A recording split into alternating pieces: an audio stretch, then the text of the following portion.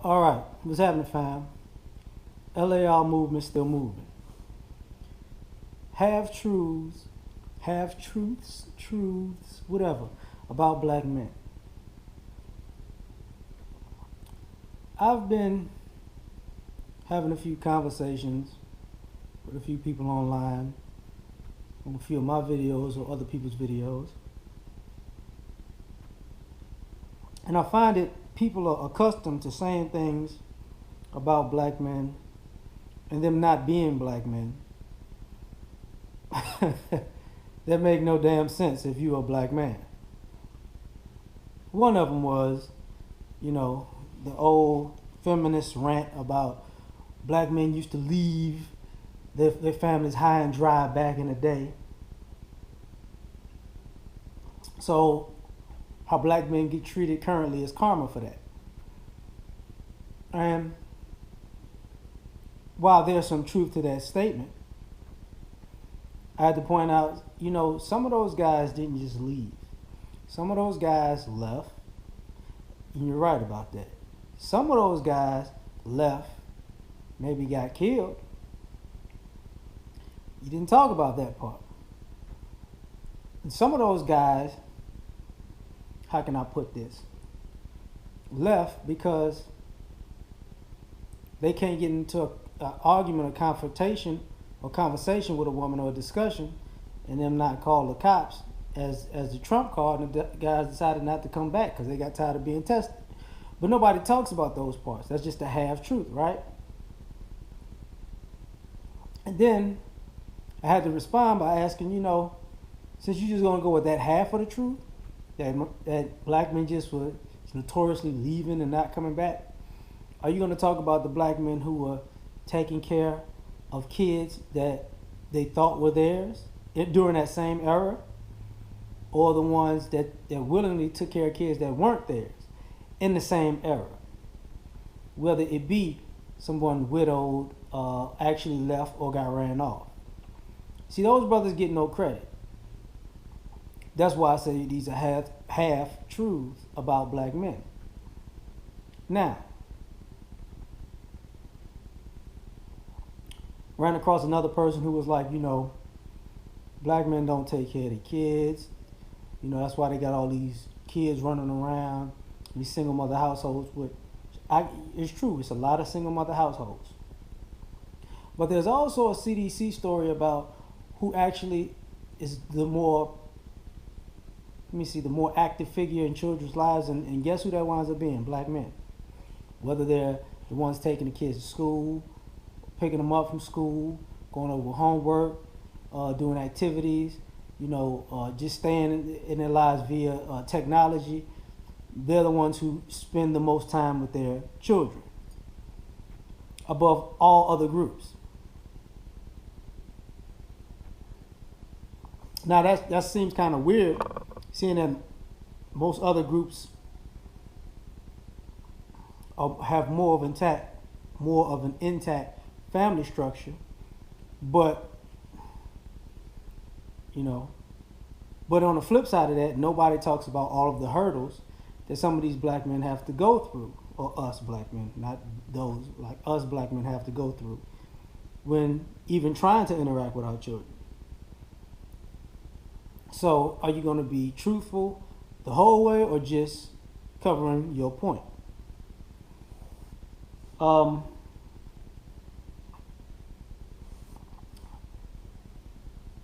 The black community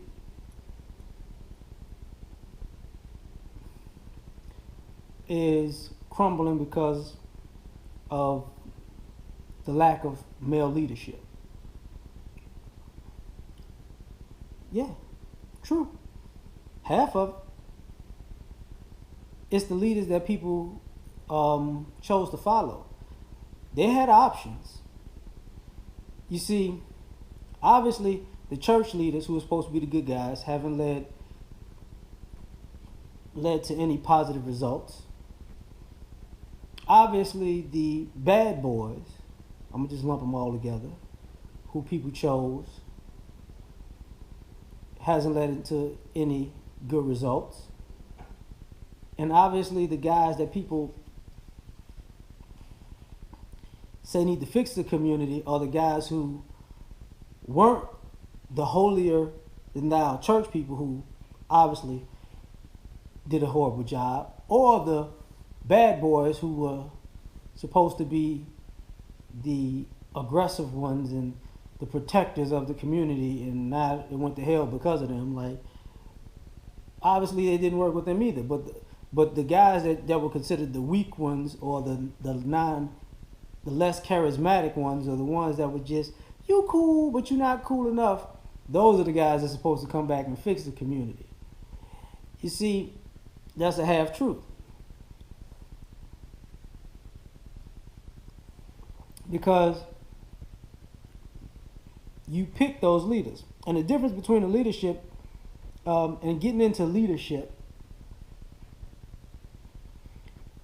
one of the half truths that I see is that, women have to do it all by themselves because these men are not willing to do the job or take care of responsibilities. Okay. Half truth. The guys you decided to be in a relationship with and have children with, I gotta slow down. For the most part, they weren't men. You just categorized them as men to lump them in with actual men.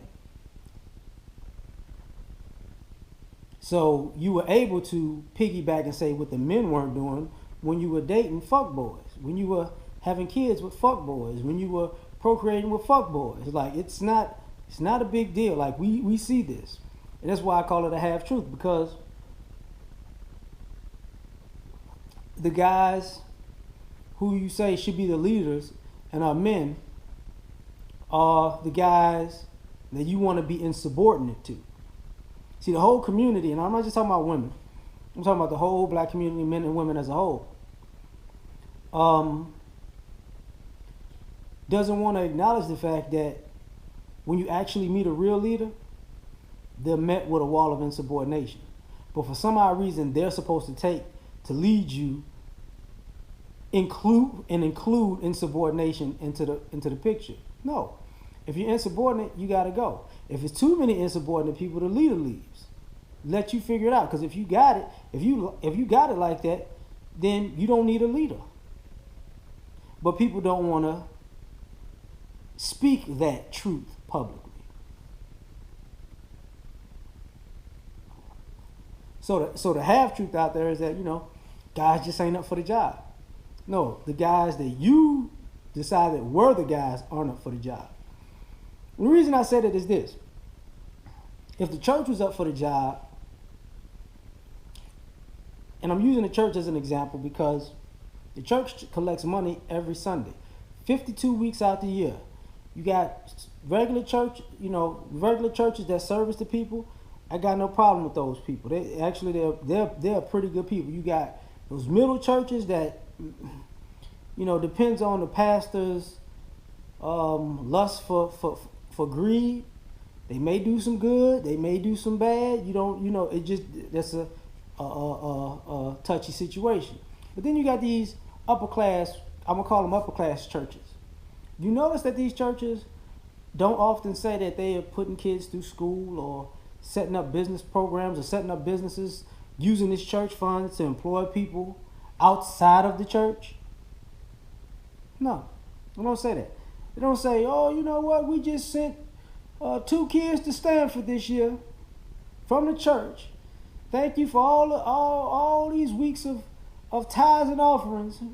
We bringing the minds back into the community. We just opened up a bank using the church funds that would employ some of these church people who are living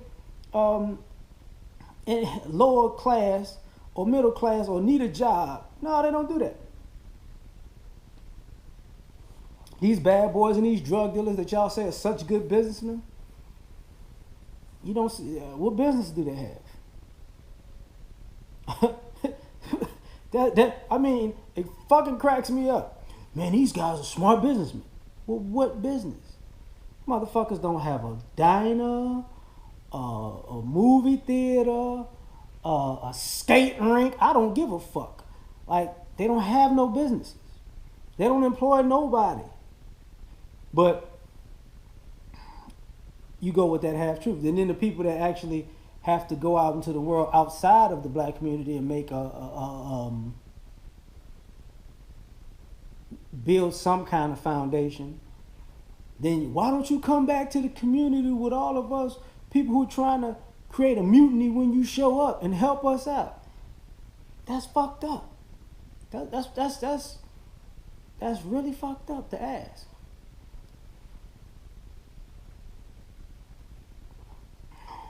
Now, the reason I'm saying that is to say this. If you're going to put a stereotype out about black men, make sure you cover the whole board. Not just the part that is convenient for your argument that makes you look good, but actually cover the whole thing. You feel me? That's pretty much it, man. I'm out. Y'all take care.